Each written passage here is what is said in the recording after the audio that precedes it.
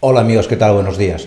Debo reconocer que a veces me hacéis preguntas que no tienen una fácil respuesta, porque cuando me preguntáis que cómo podéis acostumbrar a vuestro gato a no salir de casa, cuando todos sabemos que el instinto de caza, el instinto de curiosidad que tienen los gatos de inspeccionarlo todo es tan sumamente elevado, pues no va a ser fácil, no es fácil daros consejos que de verdad funcionen.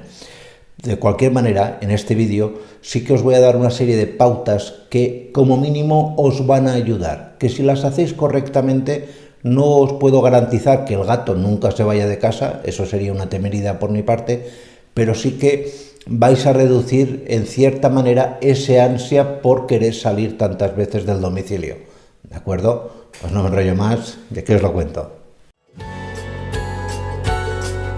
El primer consejo es muy importante que lo tengáis claro, y es que si vivís en un sitio, en un apartamento, o en un piso, o en una casa no muy grande, es importante que el gato tenga acceso a todas las habitaciones y a todas las dependencias de la casa. Yo sé que tenemos la tendencia de cerrar la habitación, la puerta del dormitorio, del baño, etcétera, pero el gato necesita en su día a día hacer pequeñas excursiones. Y si tú lo tienes solamente en la cocina, por decir algo, o en la salita, etcétera, en un espacio reducido, primero que el gato se va a estresar y a la mínima ocasión va a tener más ganas de salir al exterior. Por lo tanto, abre todo, menos las ventanas, porque suele ser un sitio de escape, abre todas las puertas, que no tenga ningún tipo de limitación y que pueda, cuando sobre todo tú no estás en casa, tener acceso a prácticamente todo tu domicilio. No me he cansado de repetirlo en muchos vídeos, ya lo digo hasta con rintintín. Mantener muy limpio el arenero, el arenero, el arenero. Piensa que es algo que al gato le va a estresar mucho, y un gato alterado, un gato nervioso, un gato que no está a gusto, va a ser un gato más tendente a irse de casa. Parece estúpido, pero no lo es, y ya os diré por qué. El que tengáis en vuestro domicilio algún soporte de estos que venden, os pondremos aquí algunos si queréis, os lo hacéis vosotros, que es muy fácil, algún soporte donde el gato pueda descansar en altura. Los gatos necesitan escalar, no solamente para rascar las uñas en los rascadores, sino es algo que para ellos es importante observar su entorno desde una altura determinada.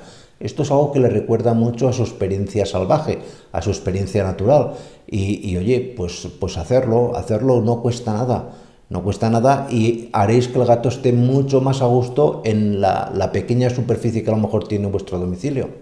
Proponle actividades, juega con tu gato.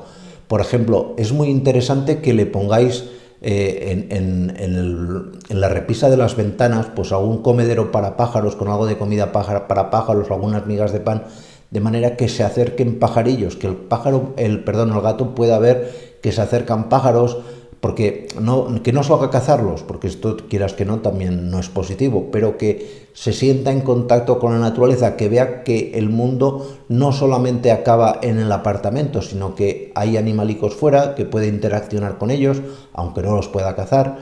Esto en ocasiones les pone nerviosos, pero en otras muchas es una fuente de distracción.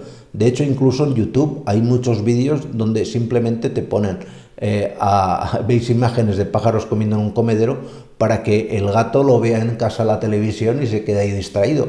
Puede ser también una opción, que el gato nunca se aburra. Y no olvides una cosa, un gato que vive solo contigo en un piso, en un apartamento pequeño, te tiene a ti como único ser vivo con el cual interaccionar. Es decir, tú para él no solamente eres el humano que le da alimento, que le limpia, o etcétera, etcétera, sino que eres su clan, eres su familia y tienes que comportarte como tal.